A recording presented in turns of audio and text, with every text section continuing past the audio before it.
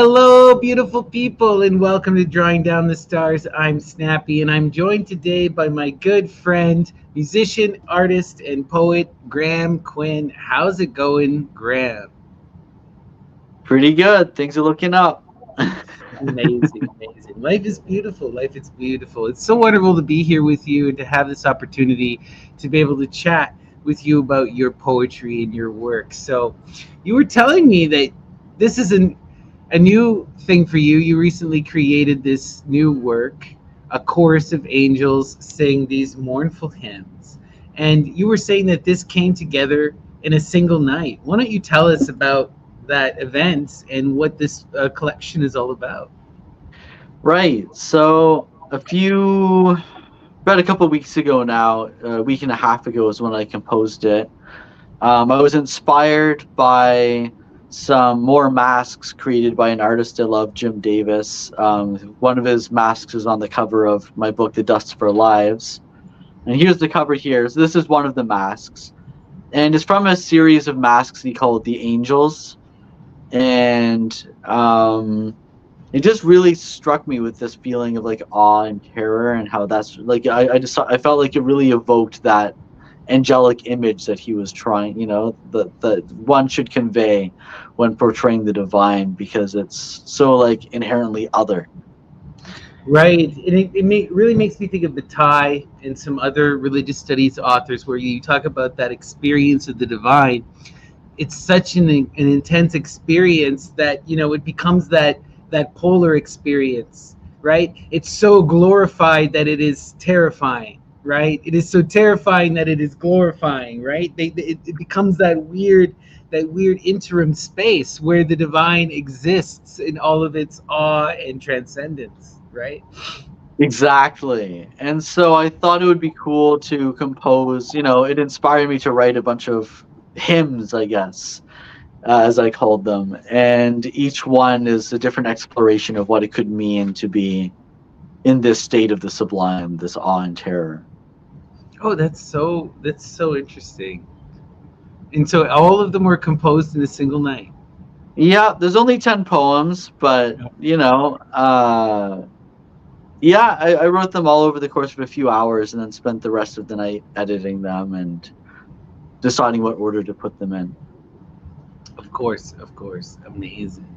Amazing. So let's take a look here then. We'll bring up that mask again. Sure. So this is the front cover, um, with the mask.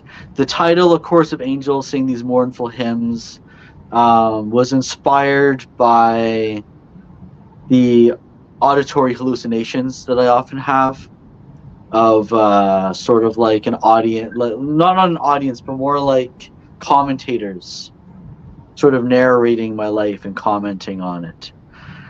And it's something that I experience from time to time with my schizoaffective disorder. That's terrifying. Yeah, that's wild.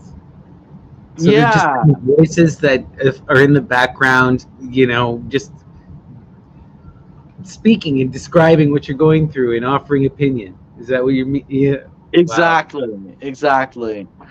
And sometimes they play songs for me, and this is inspired by that. Interesting. Oh, that's so wild. Um, I thought the title was interesting. It makes me think of like it makes me think of like a black metal album title. To be honest. Yeah, I love black metal, so it was definitely inspired a bit by that. There's this album I love by this band Mephistopheles from Germany. They were around in the '90s, and they have this album, Songs for the Desolate Ones, and this Mm. is definitely like an homage to that title as Oh, well. that's beautiful. I love that. Okay. So this is What's the this? back cover.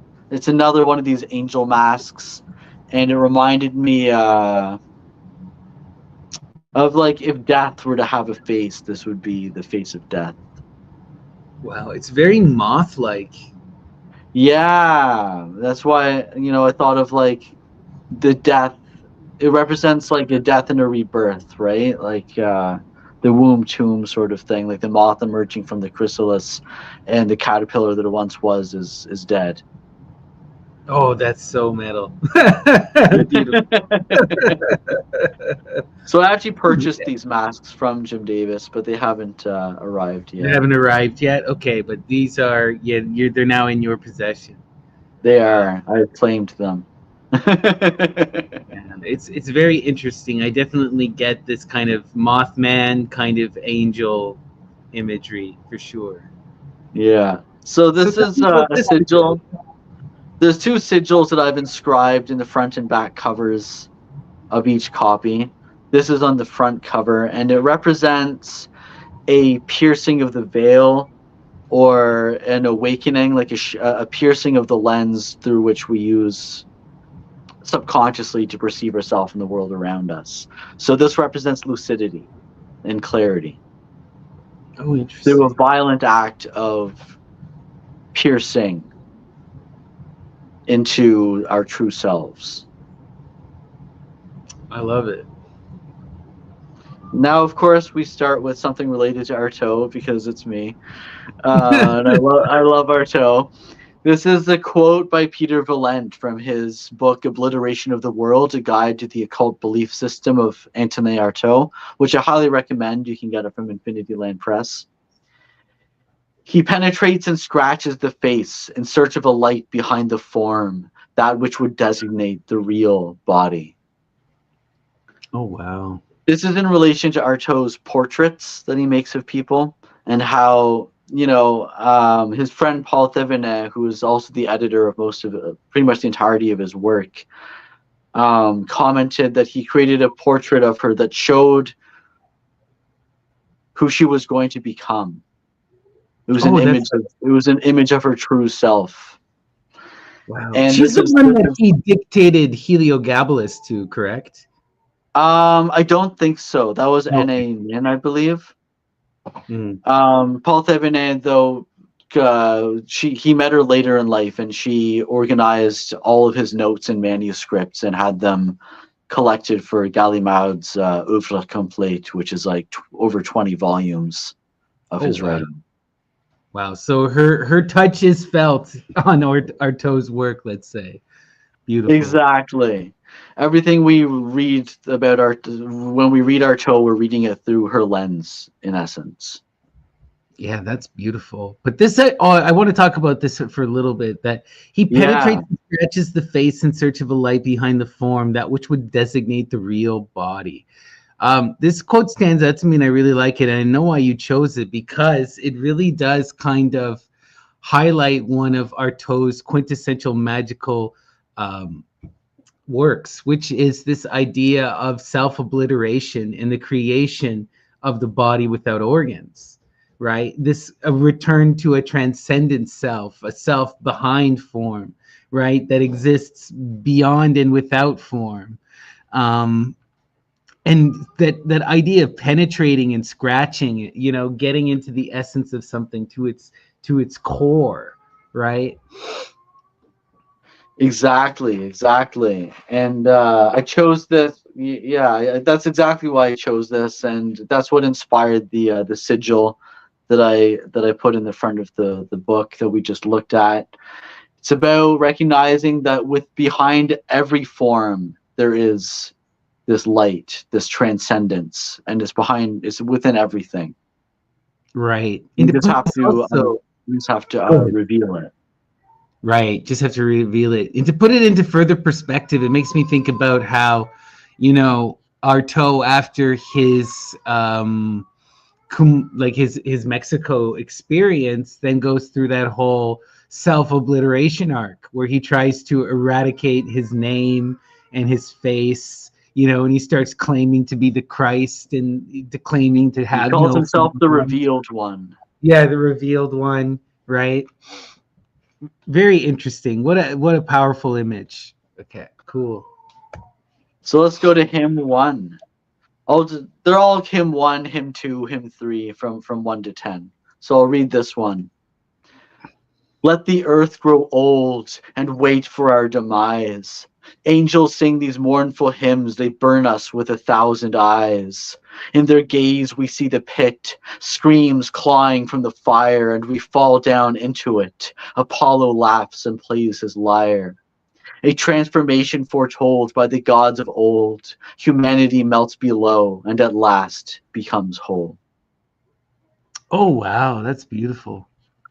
So I love. this a fair amount to unpack here, but really the gist of it is a witnessing of the transformation of humanity or the self through the gaze of these angels or these divine images. Yeah, we got to And unpack this. Oh, go ahead. Sorry. no, you go.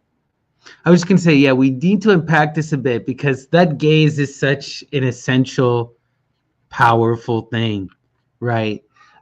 When I think about in the Greco-Roman tradition, the gaze is the ops, it is the face, and also the word, and it is that magical act too, that Saturnian act of separation. To look at something is to hold it within time, to perceive it. It's a violent act as well, right? So these angels are committing an act of violence and are casting a magic upon us by through that gaze, which revokes our privacy. It exposes us, right? It puts us on display.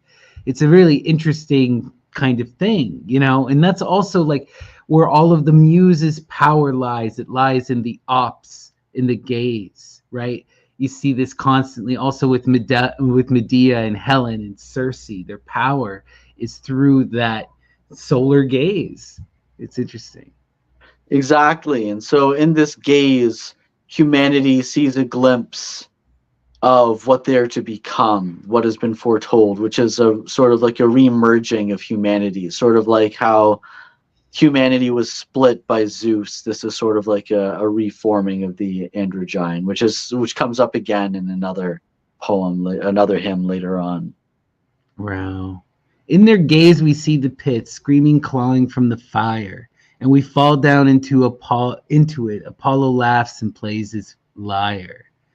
This is an interesting line, right? Because Apollo is that Lucifer.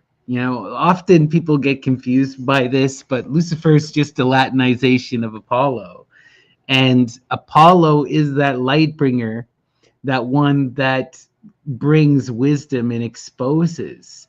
And often in stories involving Apollo, people are seeking fame and glory from them, and then they get punished. you know, it's interesting. Or like, with Lucifer and the devil, the trick is always, we have all of those Faustian tales. And the key with the Faustian type tale is you're supposed to ask for wisdom. If you ask for something, physical or of the earth, then you will destroy yourself. You will fall down that pit. So I keep thinking of this Apollo laughing because we've done it to ourselves, right? We're falling into that pit, and he's like, I showed you, I'm just, I'm just the one handing you the fire. You burned down the forest, but that's Apollo, Exactly. right? That Prometheus Luciferian kind of energy, right? Interesting. Exactly. A transformation foretold by the gods. Humanity melts below and at last becomes whole. What do you melts below and last becomes whole? So you said this is about that reforming of the divine androgyne, Through an act of violence, the humanity right? melts, and And through that act of descent, right, into creation, exactly. separation, right? Interesting, wild, love Let's it. keep This is a going. great. Thank you. I'll read the next one. There was nothing left for me. Now I stagger through the desert, heat soothing my aching bones, but not the dryness of my throat. Sand on the wind bringing me to tears. No, surely not from the gaping hole in my solar plexus. Breathe, breathe. Lungs aren't working, vision blurring. No, surely not from the gaping hole in my solar plexus. The sun is ever watching and demanding my death. The dunes attempt to empty me, but there is nothing left. Oh wow.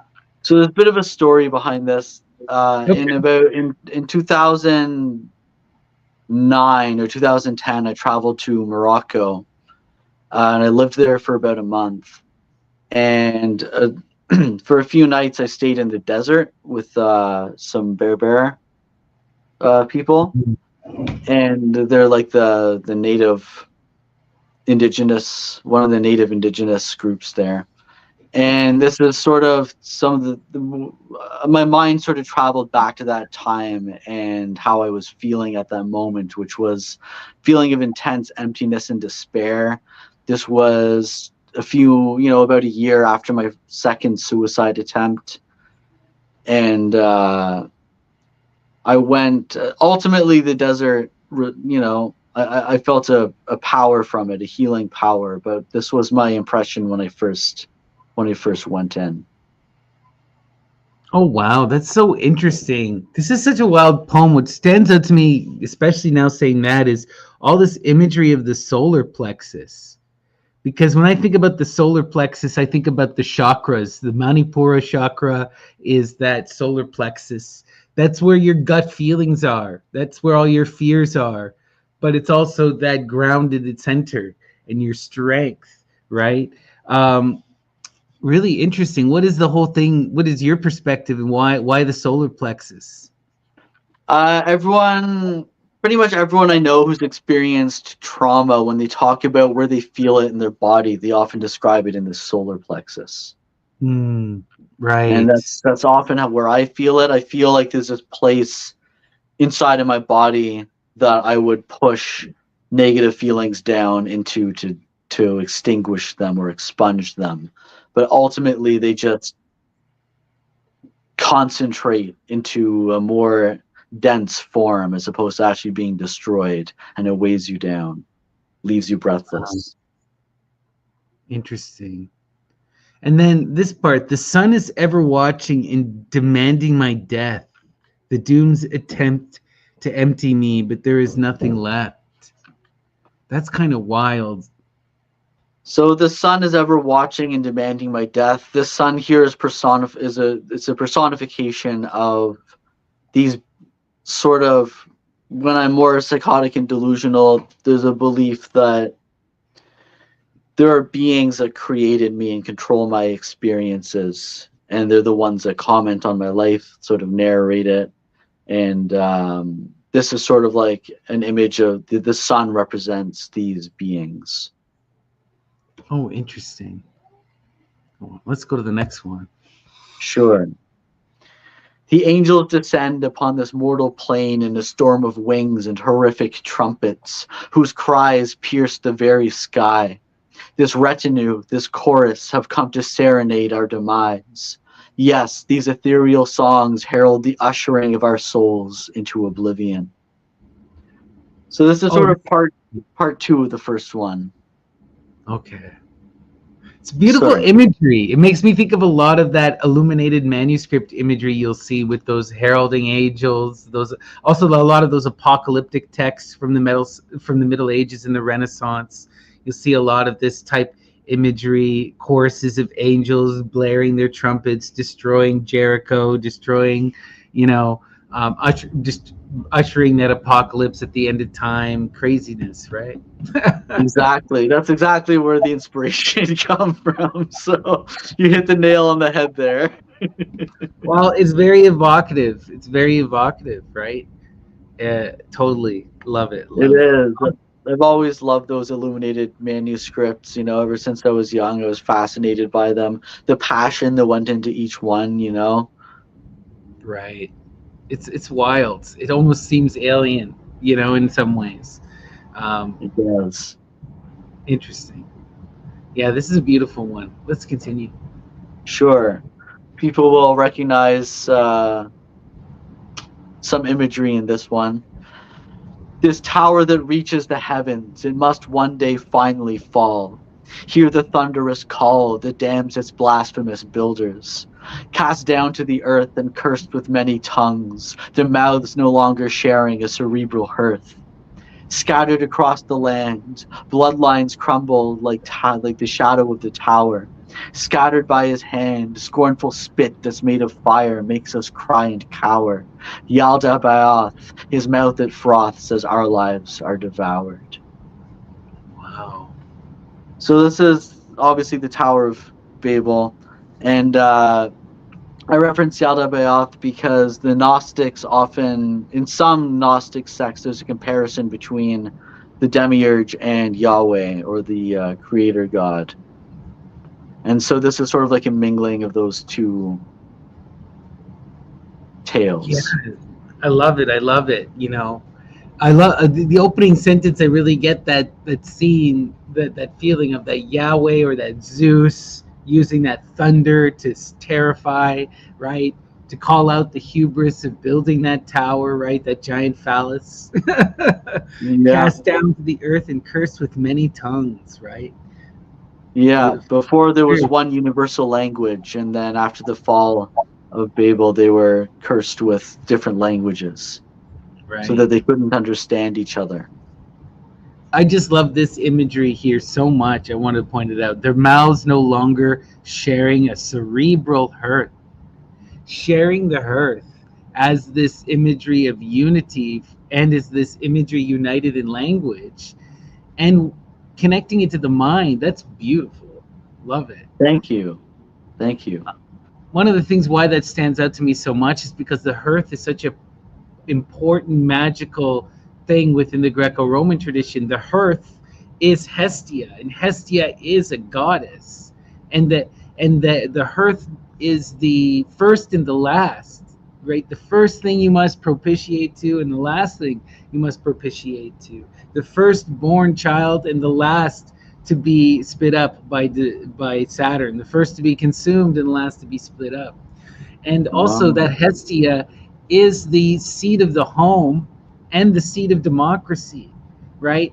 One of the things they do when they would set up Greek cities is they would have this Prytaneum, which was where all of the people would come together to do their civic duty, their democratic stuff. But at the center of this would be an eternal flame.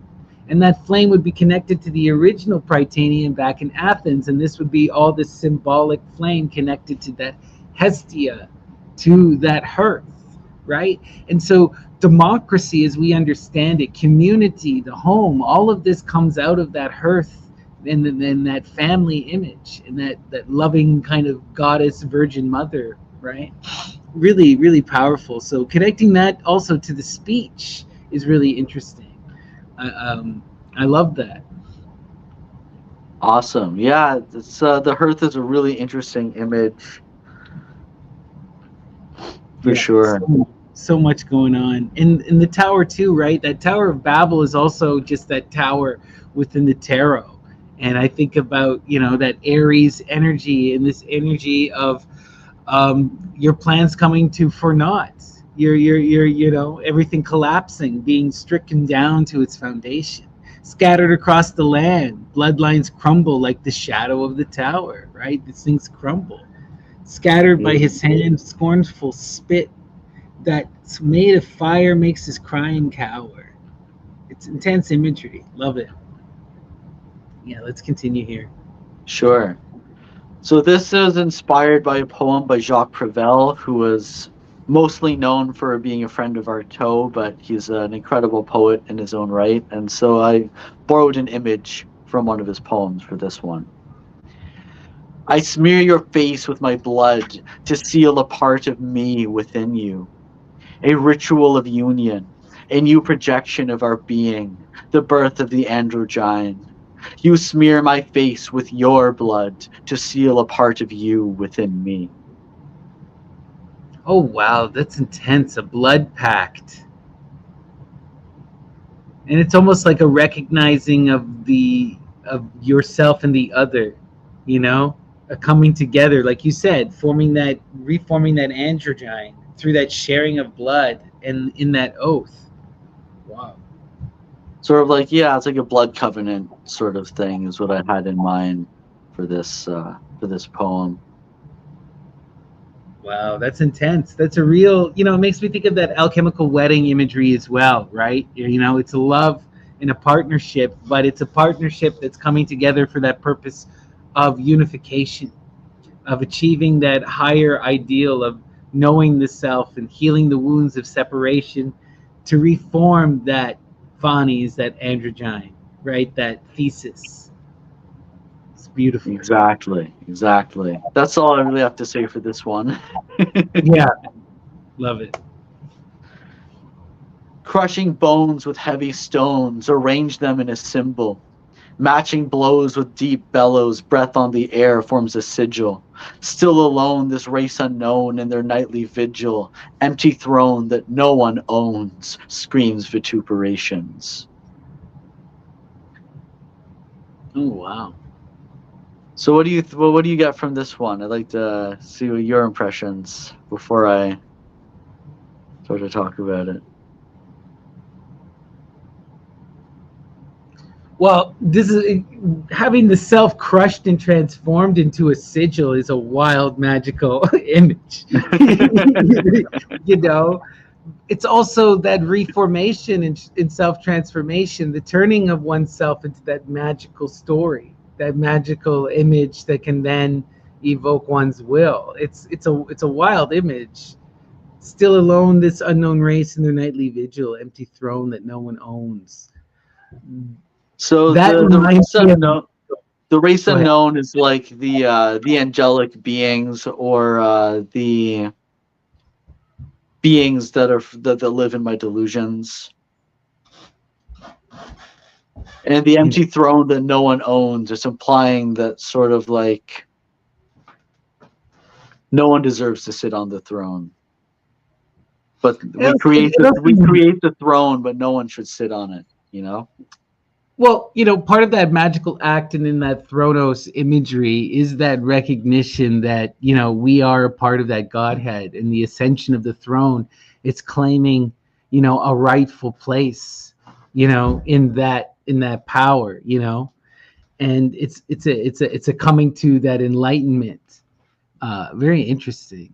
So that empty throne that no one owns, right? It is that empty throne, but it is also that throne that anyone can ascend and sit upon, right? Exactly. That self-realization. Interesting. This one's good. Yeah, no. Let's keep going. All right.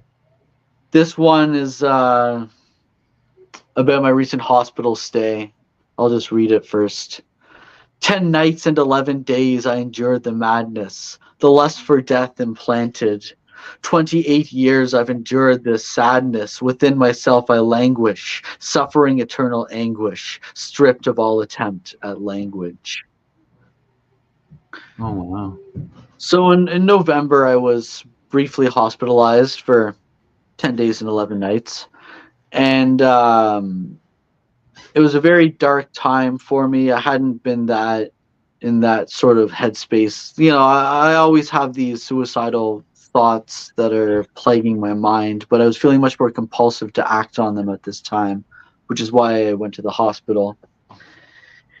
And I just felt like I was, again, within myself, I languish. I felt like I was, you can't really be yourself in the hospital as much as you're supposed to be there to heal. It's like you're always on guard from other patients who might steal your stuff or find a reason to be, confrontational. This often happens on the ward because many people are very unstable. Not to say that it's, mentally ill people are inherently violent. It's just like when you put people in close quarters and give them nothing to do and have them there for months, sometimes on end, tensions will grow. Yeah, exactly.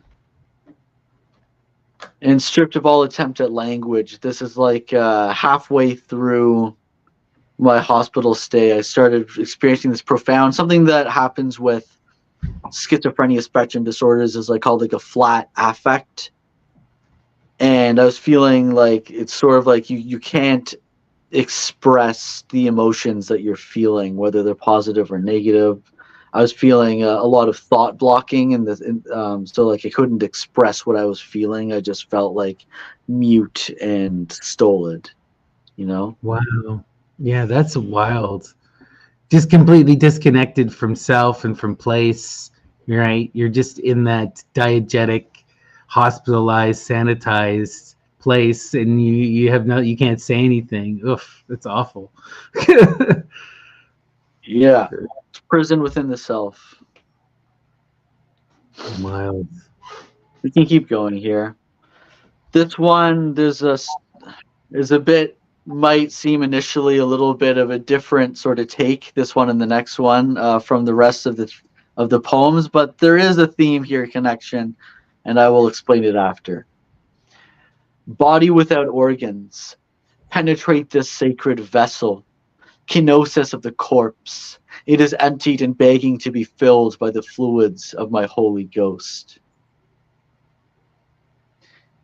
So, Oh, in the Songs of Maldor by Comte de l'Autrement, there's a scene where, this is a bit of a trigger warning. This is quite graphic imagery here. I'm going to explain for a second.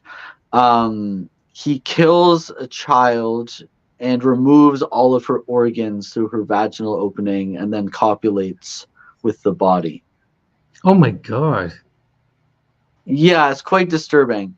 And I was reading another book, Cultural History of Necrophilia, and they describe, the author Steve Finbow describes someone doing this actually in real life as well. I don't know if it's a reference, if they were copying Maldor, or he never explains the connection between the two, but I saw a connection. Right. And it's sort of like a recognition of this body without organs. It's like this pure vessel that one wants to merge with because they can't experience it themselves. Wow. Wow. Yeah, it's that makes me think of a lot of that Bataille stuff, right? The destroying of the body, that destruction of the human, that desecration of the sacred, right? In every way, in order to break those taboos, to enter into that sort of transcendence. It's terrifying and disgusting and monstrous. But again, like we were saying before, that monstrous can also flip around and become into angelic, right? At the same time, it's that, ugh. This is one of the Yeah, wild it's a bit notions. cringeworthy, but Yeah, it's just it's what came to my mind when I thought of terror yeah, and no, the divine. it's a terrifying image for sure. Wow. Let's keep going. This next one is a similar theme of necrophilia. I'll explain the purpose of it. Sex and death mingle as ecstatic flesh and merge terribly into a horrid being. Our many-fanged God demands a sacrifice. Let rivers run free from these willing throats, sanguine seas spilling around the altar of stone. So, in that cultural history of necrophilia book that I mentioned, it's called Grave Desire. Steve Finbow talks about the Mochi Peruvian civilization and how they were quite advanced um, scientifically and socially, but they also had an archaeological dig uncovered these troves of, these like sacred chambers. Then all the walls were covered with images of this many-fanged, many-limbed god that the archaeologists dubbed the Decapitator. And all of the art and pottery depicted images of a mingling of sex and death and necrophilia. And it was believed, it's sort of understood that this mingling of sex and death is a way to transcend the self and connect to the spirit world. Interesting. Yeah, that's wild. And it really stuck with me, all these images that they describe in this book. And when I'm thinking of mingling of awe and terror, my mind sort of came to this meditation. No, and that's a really good one to put on display, right? Because in many cultures, especially in cultures of in the previous eras across the globe, you would have seen these terrifying deity forms, and still in some places like in India or in Buddhism and a lot of in Thailand and stuff, and the Bon religion, you still have these kind of terrifying, monstrous deities that are both demonic and transcendent at the same time. That many fanged kind of God is a real thing. right? Um, it makes me think of a lot of this stuff you see with temples, right? A lot of temple construction. They would you would cover the temple in the most horrific of imagery, either demons or sex or death. And the idea was like this is the exposed rawness of the real world.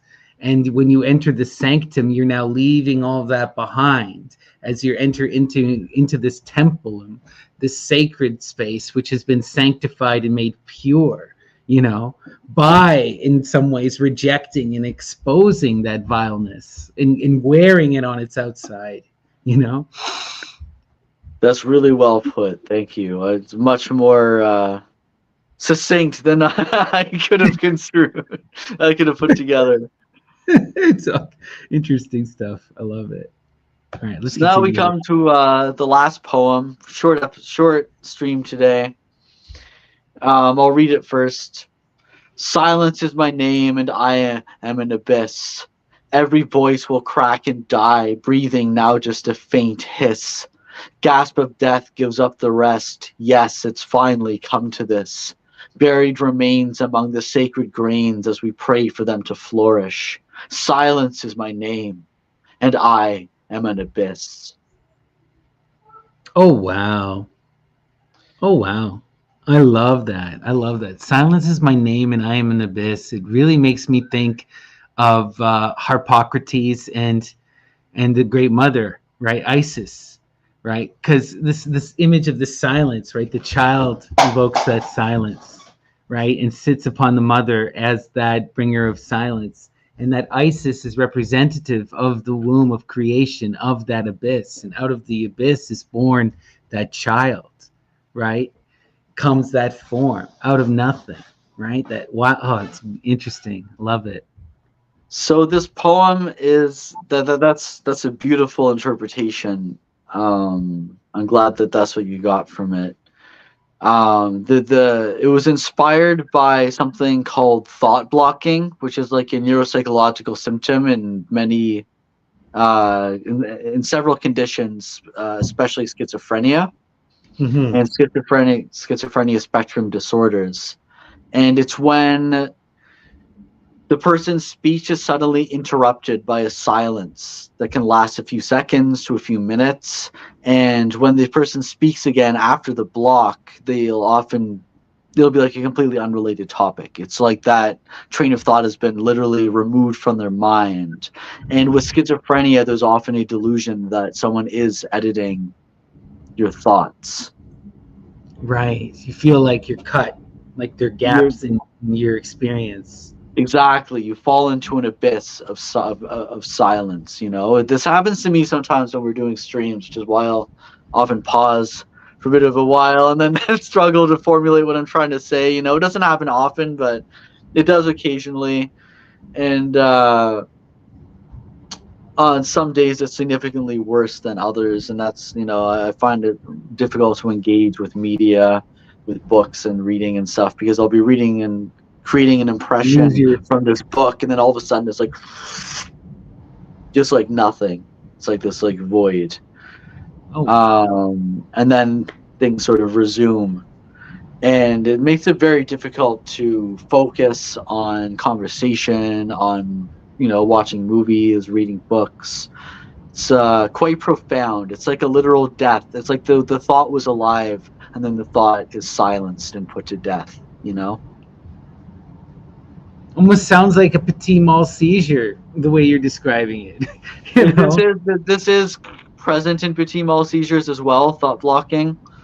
It's also common with anxiety disorders and PTSD and dissociative conditions. It makes me think dementia as well. The way you're describing it makes me think of watching a poorly edited film where there's clearly been like a large cut, and you're like, what's missing, and something's missing, but like the movie is continuing, and all is that something's missing, right? Exactly. That's a really good way to put it. And that's very much how I felt. This is all, this isn't just about thought blocking. It's also about my second suicide attempt. I was in a coma for 13 hours. And it was very much like that, where there was the moment before and the moment after. And it's like, what happened in between? There's no knowledge. It's just like a void. It's just like, okay, now it's the next day. Carry on with your life. That's And terrifying. it was quite terrifying. So now we come to the end. This is the sigil I've inscribed on the back cover of the collection, and it sort of represents that cosmic womb and that cosmogonic eros. We have the cavity that this matter is passing either into or out of, and then we have sort of the divine presence in the center. Oh, that's awesome. Cosmogonic arrows, that force of creation, that love as that driving force that brings that separation, right? Exactly. Wild. Love it. That's amazing. This was a great little fun read, Graham. What an interesting, fun chapbook. Thank you for sharing with us. Thanks for giving me the opportunity to read it and talk about it. Amazing. So you got copies of it in. Can you show us a I couple of them? do. Yeah. So here's the front cover. Here's the back cover. I've already inscribed. Oops, wrong page. There we go. I've inscribed some of the sigils. I haven't finished doing that yet, but there's a kind of hard to see. I used pencil because I didn't want to mark. I didn't want it to go through the cover. And it's very nice paper. I didn't choose this type of paper, but they said that the local printer suggested it, and it's very nice compared to. I like the paper in my other books as well, but this has like a nice weight to it and like a gloss almost.